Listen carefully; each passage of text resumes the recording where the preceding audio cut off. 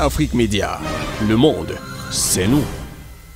Visiblement, la situation politique en République de Guinée intéresse plus d'un et en premier chef la Cour pénale internationale. Eh bien, dans un communiqué acheminé à la rédaction d'Afrique Média aujourd'hui, la procureure de la Cour pénale internationale met une fois de plus en garde les acteurs politiques en Guinée quant au comportement des uns et des autres, mais aussi et surtout s'adresse à l'opposant Cellou Dalein Diallo qui s'était, rappelons-le, autoproclamé victorieux de cette élection et dont les partisans ont pris d'assaut les rues de la capitale pour célébrer cela, ce qui a conduit à des violences avec des morts, il faut bien le rappeler, des deux côtés, des civils qui s'attaquent aux forces de sécurité avec une certaine violence et vice-versa. Eh bien, la procureure de la Cour pénale internationale donc réitère, il faut bien le dire, cette mise en garde puisque il y a de cela quelques jours avant le début des élections, elle avait produit un communiqué dans lequel elle a attiré l'attention des uns et des autres sur les discours haineux et les discours ethniques qui ont poussé à quelques violences préélectorales. Aujourd'hui, la situation est un peu plus tendue et à travers ce communiqué de Mme Fatou Bensouda, on aimerait bien avoir l'avis, pourquoi pas, d'un observateur international. Il s'agit bien sûr de M. Cyril Nguégan Tchassep, qui est le président de l'UJCMAC. Et donc, Cyril Tchassep, bonsoir. Oui, bonsoir, M. Bachi. Alors, la procureure de la Cour pénale internationale s'intéresse de plus en plus à la question guinéenne. Ces violences qui étaient d'abord préélectorales et aujourd'hui, nous sommes pratiquement dans un cycle de violence post-électorale. Comment apprécier cette mise en garde? Oui, déjà, je tiens personnellement à, comme ça dit à la nation guinéenne, tout notre désarroi face à cette situation qui devient chaotique et catastrophique. Nous pensons que la Cour pénale internationale a déjà sonné l'alarme ainsi et je crois que des enquêtes préliminaires seront faites et je pense aussi que le sort de cet opposant sera entre les mains du président bientôt parce que le président sera harcelé pour le livrer à la Cour pénale internationale, ce que nous ne voulons plus. Alors nous tirons à boulet rouge sur cet opposant qui appelle à l'écoulement du sang, sachant que une commission électorale a été mise en place avec le consensus de tous les partis politiques et qui est censée être la seule organe habilité à donner les résultats provisoires et qui se permet d'amener une cacophonie en cette période sensible. Nous pensons que ce monsieur n'a plus sa place à la maison. Il doit être interpellé à l'immédiat, il doit être maîtrisé et la paix doit régner à tous les prix dans ce pays.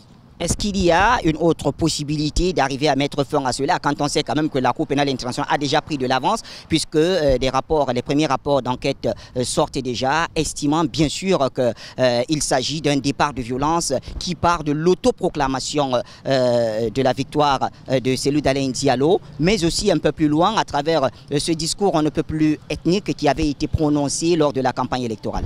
Oui, ben, je pense déjà qu'il faut interpeller l'ethnie auquel appartient ce monsieur Cellou Dalein Diallo pour les mettre en garde et dire qu'ils ne doivent pas succomber à cet appel politicien. Parce que la politique n'est pas un jeu de tuerie, c'est un jeu pour construire la cité. Et ils ne devraient pas se sentir extra-guinéens.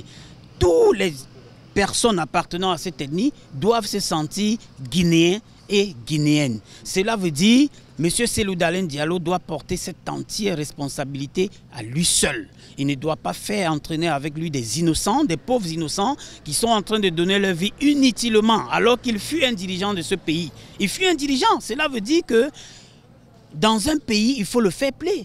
Si vous n'êtes plus aux affaires, vous avez d'autres méthodes parce que les institutions de ce pays ont été dotées avec lui à l'appui. C'est-à-dire, pour que vous allez à une compétition, vous acceptez les règles du jeu. Pour qu'il soit candidat, il a fallu qu'il aille se renseigner pour savoir quelles étaient les règles du jeu, qui étaient simples. La CENI, seul organe habilité à proclamer les résultats provisoires, et lui s'est autoproclamé et on voit ce que ça donne aujourd'hui. Donc nous, en tant qu'analystes, en tant qu'observateurs, en tant que des personnes qui ont l'œil actuellement sur la Guinée, nous pensons que c'est un monsieur qui n'a plus droit à la liberté.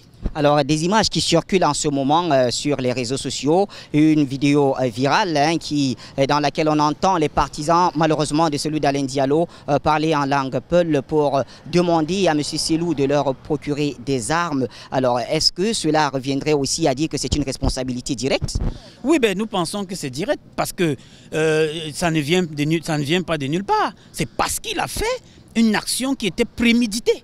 Parce que le fait d'avoir s'autoproclamé n'était pas un fait au hasard. C'est parce que nulle fut la vigilance du gouvernement, mais on ne serait même pas ici en train de nous exprimer. Parce qu'on sous-entend qu'il y avait un calendrier caché. Et que nous savons et nous interpellons l'ensemble de la communauté internationale pour dire que si jamais il est conseillé ou soutenu de quelque part, nous pensons que même ceux qui sont dans l'ombre soutiennent cette action maléfique doivent être interpellés. Alors, il y a également une audio qui a circulé depuis ce matin dans laquelle on entend un appel lancé à tous les jeunes de l'UFDG d'avoir possible les entreprises d'État. Et il nous semble qu'ils sont déjà passés à l'acte puisqu'une entreprise d'aluminium qui exerce à Fria a déjà été, je vais dire, un de ces convois transportant de l'alumine a été attaqué.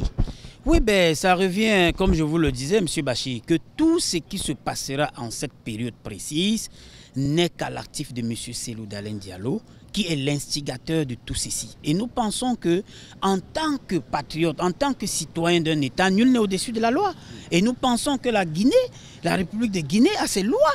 Et nous pensons que ce monsieur doit être interpellé par la justice et il répondra de ses actes. Parce que tout ce qui est fait aujourd'hui, de près, de loin, ne concerne que ce monsieur parce que nous pensons qu'il n'aime pas la Guinée. Parce que s'il aimait ce beau pays, la Guinée, avec tout ce panoplie d'observateurs, de journalistes, le monde entier était braqué sur la Guinée, il n'aurait jamais dû poser un acte pareil. Parce que nous pensons que avant qu'on ne parle du pouvoir, nous parlons de panafricanisme, nous parlons de l'esprit africain. Parce que nous revenons à nos mœurs. Il n'est pas question de faire la force pour arriver au pouvoir. Le pouvoir, tout pouvoir vient de Dieu. Et quand nous parlons d'une élection comme celle qui vient de se dérouler de manière parfaite, je vous dis, M. Bachir, les pays africains qui organisent les élections dont nous en faisons partie comme acteurs prenants tous les jours, nous avons apprécié grandement le scrutin du dimanche dernier parce que nous avons compris que les enjeux étant énormes, la Guinée a pris cela à sa hauteur. La Guinée a pris cela à sa hauteur et bien sûr, on comprend bien sûr que l'appel de la Cour pénale internationale, qu'on l'aime ou qu'on ne l'aime pas, dans le sens de la paix est très important. La Guinée a besoin de la paix. 11 des 12 candidats ont accepté cet appel et en appellent à plus de paix dans ce pays qui a tant souffert. Afrique Média, le monde, c'est nous.